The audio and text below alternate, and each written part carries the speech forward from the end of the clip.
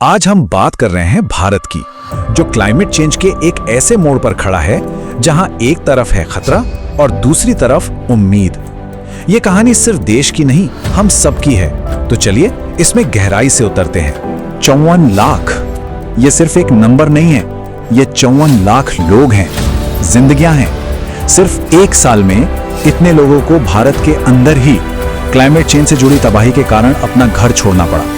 जरा सोचिए, यह है इस संकट का असली चेहरा, इसकी इंसानी कीमत। तो आखिर ये सब हो क्यों रहा है? कहां से शुरू होती है ये कहानी? भारत की क्लाइमेट स्टोरी एक पैराडॉक्स के साथ शुरू होती है। एक ऐसी पहेली जो इसे पूरी दुनिया में एक बिल्कुल अलग जगह पर लाकर खड़ा कर देती है। यहाँ एक बहुत ही इंटरेस्टिंग चीज सामने आती है। देखिए, अगर टोटल एमिशंस की बात करें तो हाँ, इंडिया दुनिया के टॉप एमिटर्स में से एक है। लेकिन जैसे ही हम इसको प्रति व्यक्ति के हिसाब से देखते हैं ना, पूरा गेम ही बदल जाता है। एक औसत भारतीय का कार्बन फुटप्रिंट दुनिया के औसत से लगभग आधा है। सोच सकते हैं? तो भले ही प्रति व्यक्ति एमिशन कम हो, लेकिन भारत इतना बड़ा देश है, इसकी जियोग्राफी इतनी विविध है कि ये एक विशाल जहाज की तरह बन जाता है जो सीधे तूफान की तरफ बढ़ रहा हो। और इसी वजह से क्लाइमेट चेंज का असर यहाँ बहुत बहुत ज्यादा खतरनाक हो जाता है। और ये मत सोचिए कि ये सब कल की बात है, नहीं, ये अभी हो रहा है, राइट नाउ, हमारे सामने। हिमालय के ग्लेशियर्स तेजी से पिघल रहे हैं, करोड़ों लोगों की पानी की सप्लाई खतरे में है। हीट वेव्स अब पहले से कहीं ज्यादा जानलेवा हो रही हैं, और बाढ़ और लैंडस्लाइड तो जैसे आम बात हो गई है। तो ये जो बड़े बड़े नंबर्स और फैक्ट्स हैं, इनका जमीन पर असली लोगों की जिंदगी पर क्या मतलब है? उन लोगों के लिए जो इस बदलाव को रोज झेल रहे हैं। चलिए इसका जवाब ढूंढने के लिए हम चलते हैं उत्तराखंड और इसकी इंसानी कीमत को थोड़ा और करीब से देखते हैं। कितनी खूबसूरत जगह है ना उत्तराखंड। यहाँ सदियों से पीढ़ी दर पीढ़ी जिंदगी का पूरा चक्कर बारिश पर टिकी खेती के आसपास ही घूमता रहा है। यहाँ की 71% ग्रामीण आबादी के लिए ये सिर्फ खेती नहीं है, ये उनकी पूरी जिंदगी है, उनका कल्चर है। और अब देखिए आज की सच्चाई। एक तरफ है वो शांत पारंपरिक जीवन और दूसरी तरफ क्लाइमेट चेंज की तबाही, अचानक आने वाली बाढ़ जो पल भर में सब कुछ बहा कर ले जाती है। सोचिए, जब किसी की रोजी रोटी, उसकी पूरी जिंदगी ही दांव पर लग जाए तो इंसान क्या करेगा, कहां जाएगा? यही हो रहा है। क्लाइमेट चेंज लोगों को अपने पुरखों के घर, अपनी जमीन छोड़ने पर मजबूर कर रहा है, एक अनजान जगह पर नई शुरुआत करने के लिए। घोस्ट विलेजेस यानी भूताहा गांव, सुनने में किसी हॉरर फिल्म का टाइटल लगता है ना? लेकिन अफसोस, ये उत्तराखंड की एक कड़वी और बढ़ती हुई हकीकत है। 2011 के बाद से 734 गांव, सोचिए 734 गांव पूरी तरह से वीरान हो चुके हैं। ये सिर्फ घरों का खाली होना नहीं है, ये एक पूरे कल्चर का, एक पूरी पहचान का मिटना है। लेकिन इस निराशा के अंधेरे में उम्मीद की रोशनी भी है। लोग हार नहीं मान रहे हैं, वो लड़ रहे हैं।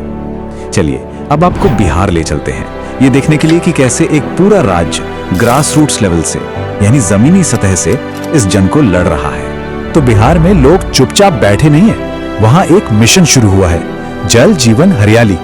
ये एक बहुत बड़ी कोशिश है जो एनवायरनमेंट के सामने खड़े चैलेंजेस से सीधा टक्कर ले रही है। और इस मिशन का स्केल देखिए, काफी इंप्रेसिव है। ये सिर्फ एक चीज पर फोकस नहीं कर रहे, वो पुराने तालाबों को जिंदा कर रहे हैं, 37,000 से ज्यादा पब्लिक कुओं को रिस्टोर कर रहे हैं, चेक डैम्स बना रहे हैं, और सबसे जरूरी, बड़े पैमाने पर पेड़ लगा रहे हैं। मतलब ये एक कंप्लीट 360 डिग्री अप्रोच है पूरी पिक्चर बदलने के लिए। इस मिशन का मोटो ही इसकी पूरी स्पिरिट बता देता है, पानी, जीवन और हरियाली, तभी तो आएगी खुशहाली। कितनी सिंपल और गहरी बात है ना? ये हमें याद दिलाता है कि हमारी तरक्की, हमारी खुशहाली सीधे सीधे हमारे एनवायरनमेंट की सेहत से जुड़ी हुई है। तो बिहार जैसी लोकल सक्सेस स्टोरीज बहुत जरूरी हैं, बहुत इंस्पायरिंग है, लेकिन ये एक बड़ी नेशनल पजल का सिर्फ एक हिस्सा है। एक मजबूत, रेजिलिएंट फ्यूचर बनाने के लिए हमें 3 चीजों को एक साथ जोड़ना होगा: पॉलिसी, टेक्नोलॉजी और जस्टिस। और यहीं पर टेक्नोलॉजी एक गेम चेंजर बनकर सामने आती है, एआई क्लाइमेट फोरकास्टिंग। इसको आप मौसम के लिए एक क्रिस्टल बॉल समझ सकते हैं, लेकिन एक सुपर स्मार्ट क्रिस्टल बॉल। ये एडवांस्ड मॉडल्स हमें पहले से कहीं ज्यादा आसानी से और ऐसी एक्यूरेसी से बता सकते हैं कि एक्सट्रीम वेदर इवेंट्स कब और कहां होने वाले हैं। और ये जानकारी तैयारी के लिए सोने से भी ज्यादा कीमती है। जरा इस ग्राफ को देखिए। जो नीली लाइन है वो है रियल टेम्परेचर और जो ऑरेंज लाइन है वो है एआई का प्रेडिक्शन। देखिए दोनों लगभग एक दूसरे के ऊपर चल रही हैं। इतनी ऐसी एक्यूरेसी, जब किसी हीट वेव या बाढ़ के लिए तैयारी की जा रही हो तो ये जिंदगियां बचा सकती है। ये सच में लाइफ और डेथ का मामला बन जाता है। टेक्नोलॉजी के साथ साथ नेशनल लेवल पर भी बड़े कमिटमेंट्स किए गए हैं। इंडिया ने कुछ बड़े एम्बिशियस गोल्स सेट किए हैं। 2030 तक एमिशंस कम करना, 40% तक पावर साफ सुथरे नॉन फॉसिल फ्यूल से बनाना और देश का 1/3 हिस्सा पेड़ों और जंगलों से ढकना। ये सिर्फ कागजी वादे नहीं हैं, ये एक बेहतर कल के लिए रोड मैप है। लेकिन तमाम पॉलिसीज, टेक्नोलॉजी और बड़े-बड़े गोल्स के बीच एक सच है जिसे हम बिल्कुल नजरअंदाज नहीं कर सकते। वो ये कि क्लाइमेट चेंज सिर्फ एक एनवायरमेंटल इशू नहीं है, ये इससे कहीं बढ़कर एक सोशल जस्टिस का यानी न्याय का मुद्दा है। और इसकी कड़वी सच्चाई ये है कि इस पूरी प्रॉब्लम को पैदा करने में जिनका योगदान सबसे कम रहा है वही इसका सबसे बुरा असर झेल रहे हैं।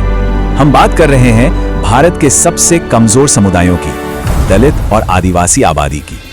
ये वो लोग हैं जो इसकी सबसे भारी कीमत चुका रहे हैं और ये एक बहुत बड़ा अन्याय है जिसका सामना करना हमारी जिम्मेदारी है। तो हम वापस उसी चौराहे पर आ गए हैं जहां से हमने शुरू किया था।